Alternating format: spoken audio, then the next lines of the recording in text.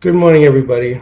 My name is William Barters. I'm here to share with you RAP. And what is RAP? It's the Wellness Recovery Action Plan. This is something we write for ourselves. I'm glad to see you all got here today, and I'm happy that we have a full house. I'd like to summarize what we're going to do over the next couple of days. All right? Um, we're going to use the five key concepts of recovery: hope, personal responsibility, education, self-advocacy, and support. That's going to help us to build our app. And what do I mean by hope? Well, when I took this training 4 years ago, it wasn't that I was hopeless, I was stagnant, especially stagnant in my own recovery because I did not know what to do.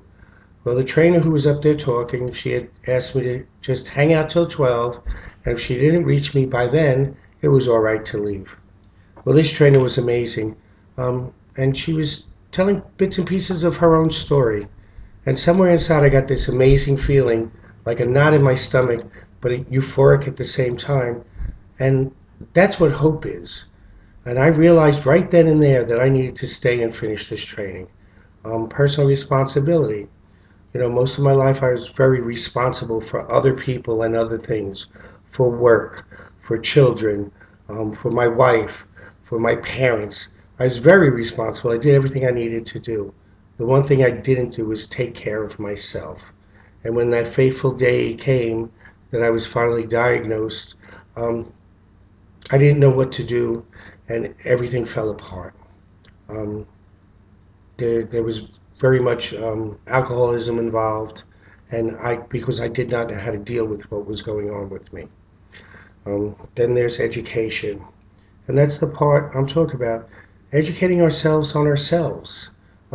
Yes, we need to know what medications, what the side effects are, what our symptoms are, but we really need to take a look at ourselves, who we want to be, and what we are like.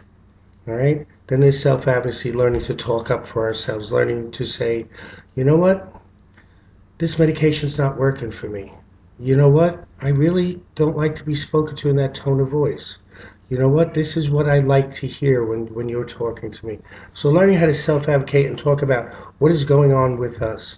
And then the key component, which is support. Um, how do we bring this all together? By talking with people. I had a lot of support as I was growing, and what happened was I realized I had family and friends.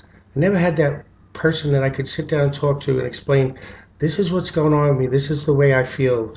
How do I do this? And looking in their eyes, seeing that they understood that they had been there, that they could help me through this, to help myself. All right. Then we have to touch on the toolbox. What is a toolbox? Toolbox are tools, things we do for ourselves to make us feel better. When we're not feeling well, what can we do? There's a lot of things in a lot of people's toolbox. Every training I do, I learn at least 3 to 5 more new tools for myself through you guys by listening and you guys sharing what you do for yourself. One of my favorite tools is my motorcycle. Sounds kind of corny, but when I get on it, it's like a wind therapy. I'm free. So that's one of my favorite tools for my toolbox. All right, and now we're going to talk about RAP. RAP has 6 parts. You have the daily maintenance plan, triggers and action plans, early warning signs and action plans, when things are breaking down and action plans, crisis planning and post-crisis planning. The daily maintenance has 3 parts. It's what I'm like when I'm well, things I do for myself to stay well, and things I'd like to try. And it's kind of funny, things I like to try were childish, singing in the rain, and they work for me. I hope you find some of those childish tools too, because they really work. Um, Triggers. What is a trigger we're going to talk about? A trigger is an outside influence that causes an internal response. And we're going to learn how to write action plans for them by starting with our daily maintenance plan in our toolbox.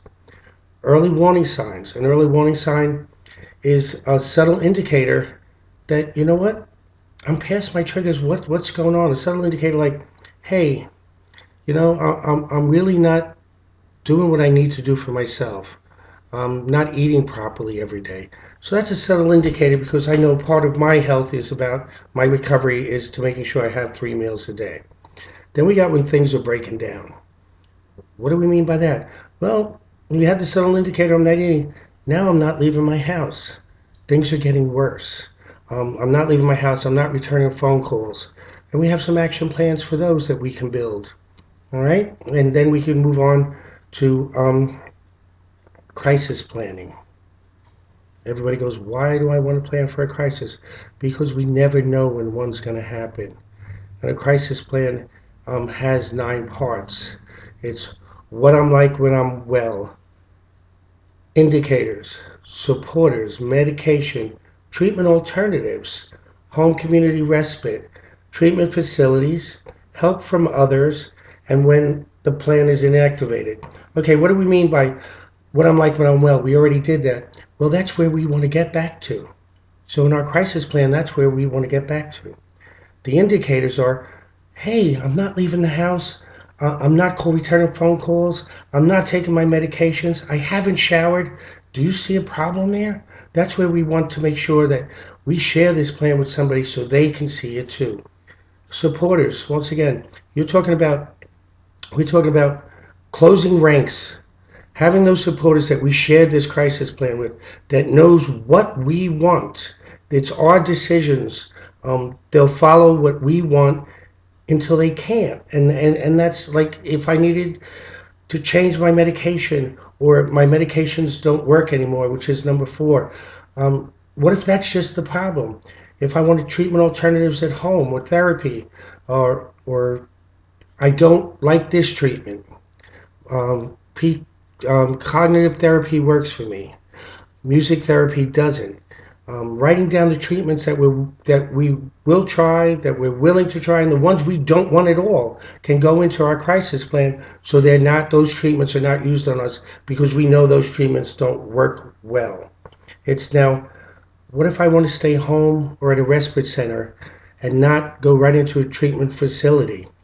If I want to try a respite center or stay at home. So those supporters that we listed earlier are going to be the ones that have already agreed to work with me and stay with me and make sure I'm safe for 24 hours at a time.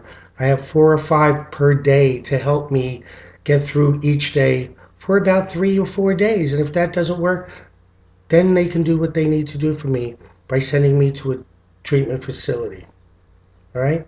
But I get to choose those facilities. I get to write down which ones I want and which ones I don't want to go to. Because sometimes we've had bad experiences in a facility, and if we're going to be sent back there, it can only make matters worse for us. All right? And then we have help from others. Let's think, we're in the hospital. I need that help. I need somebody to make sure my rent's being paid so I have some place to come home to, that my dog is being taken care of. Other little things that I would ask people to help, and I would spread that out so as not to put it all on one facility, on one person. Then coming home, I can inactivate this plan.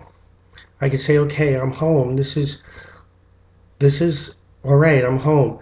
But can I totally inactivate the plan? The crisis plan part is over, but now I have to have a plan for a post-crisis. Am I ready to take back taking care of my animals? Am I ready to take back paying my bills?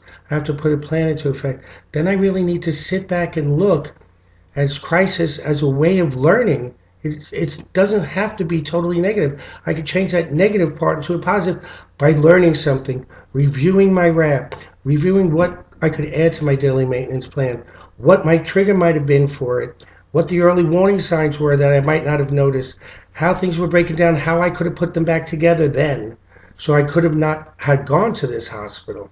And then we're going to speak about some extra topics. We're going to talk about changing negatives into positive topics of recovery. We're going to touch on suicide and suicide prevention.